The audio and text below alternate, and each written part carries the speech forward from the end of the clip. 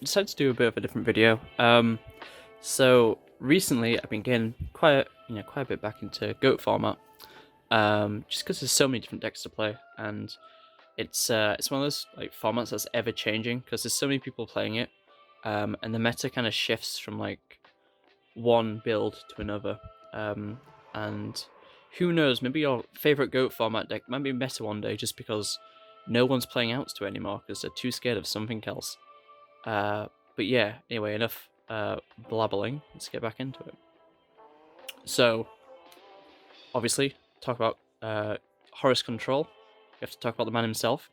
Um, Horus level 8 is a fantastic floodgate of sorts that just stops your opponent from being able to play spell cards, which is kind of bonkers. His stat line's amazing, 3k attack. The only thing that you're worried about is probably BLS. But yeah, fantastic piece of work. Obviously, we're playing 3 level 6.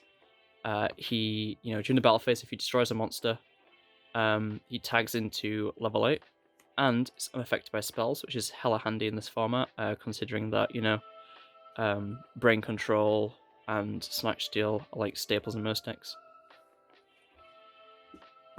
And then lastly, for the Horus lineup, we're on 2 level 4. Is a good beat stick, 1600 isn't anything to be scoffed at.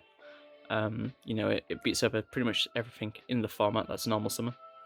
And also being able to tag out for level 6 is pretty broken. Also, his position can't be changed, so, Snatch Steal, Brain Control, come at me. You're not doing anything about this, so that's a thing. So that's pretty much it for the Horus lineup. It's quite a small engine of sorts, and the rest of the cards in the deck are usually just either things that have like small weird interactions or can build to a bigger board, which facilitates Horus. So first off, we've got a Dark Magician of Chaos. Being able to recycle back for like Premature Burial, or Pot of Greed, or Graceful Charity, or even Reasoning, is disgusting. But yeah, also people don't usually call 8. They either call 6 or 8 all the time. So, you're either going to get a Horus or a Jinzo, or a Demok usually, which isn't too bad off a Reasoning. 2, Fusion the Dual Mode Beast. There's 2 reasons we're playing this. First of all, we're on Reasoning, so he's a pretty good target considering he's level 7, and people don't usually call that. And then on top of that, he's normal subbable level 7, so with Metamorphosis we can go straight into Dragoon or the Last Warrior and just make a pretty solid board, like turn 1. Obviously, if we're playing Reasoning, we can't forget about Jinzo. He just locks down back row, so, he's format, defining. Also, he's quite difficult to out, considering the fact that, he stops cards like Sakaratsu Armor, Raigeki Break, the good stuff. We're on 1 Power Shaft. This is mainly just to fill out the level rolls, so it's useful to have Reasoning and like more level targets, since he's a level 5, and people don't usually call for him, and getting a Power Shaft is pretty good off the top, especially going second, purely because, he's a +1, and he's it's a 1900 beat stick, which is pretty goddamn good. It also makes you draw a card, so I'm not complaining. 1 Tribe, it's broken. It's fundamentally broken in this format. People play Abyss Warrior because it spins a card back to the hand, and this is even better. It just wipes the entire board. With like Sinister Serpent, this is like, constant removal every turn if they can't out it. So most decks run it. I think every deck runs it, to be fair. Lily, more level targets. It's also a good search for Sangan. It's a 3400 beat stick, which is really difficult to out in this format. Literally, the only way to get rid of her is like spot removal, or to get your opponent's life points below 2k. So, trying out that. Sangan, again, disgusting card. You can search for Sinister Serpent or Lily, and these are both like, they can sort out your board state, which is always good. And then Serpent is Also format defining. You know, he gives you infinite resources technically. You know, returning back to your hand every turn. Constant +1, good discard fodder. Makes you plus hydra off charity. Again, like every deck plays it. And that's it for the monster lineup. It's quite an anemic monster lineup, to be fair, but you are playing reasoning, so it's a good enough excuse.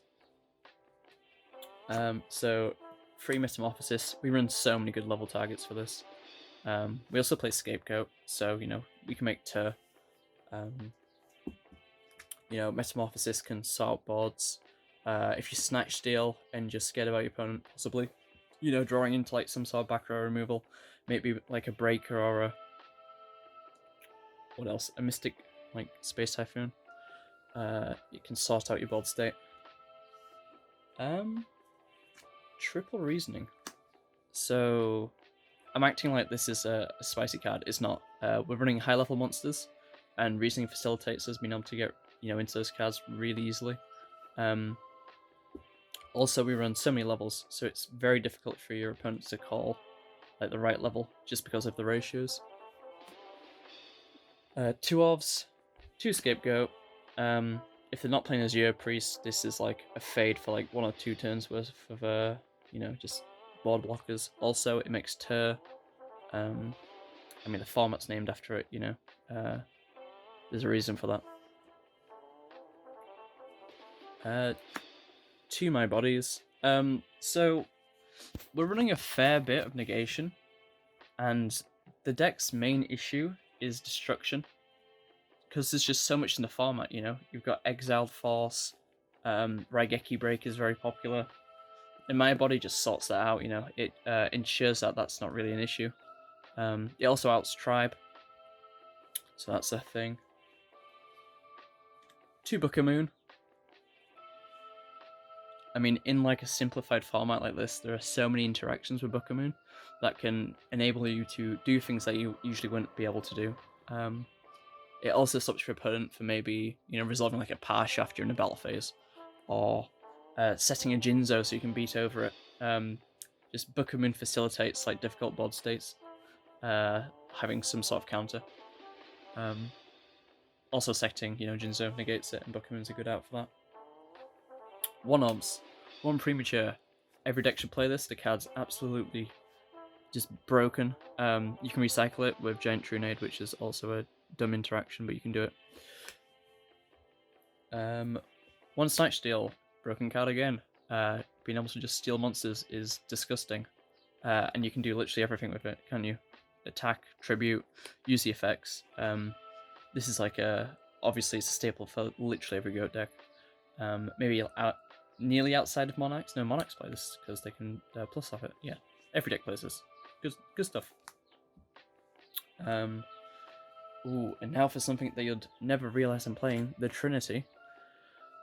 I've been thinking about cutting Delinquent Duo. It just gives Chaos more resources most of the time, but not everyone plays Chaos. Like, I feel like people are just bored of Chaos as a deck because it's played so much in the format.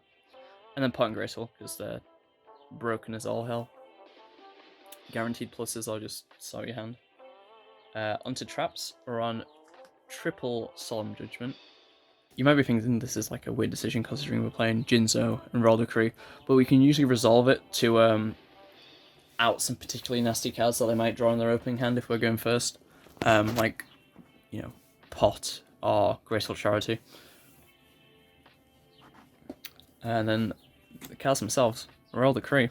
Yeah, Royal Decree is also insane. You know, we're outing all the problematic back row removal that this deck is like, susceptible to.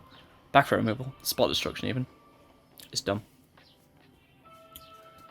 Finally the 1 Ofs, Mirror Force, broken.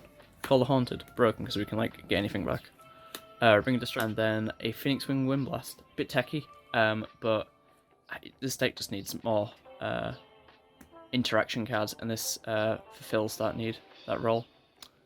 But yeah, thank you for watching my video.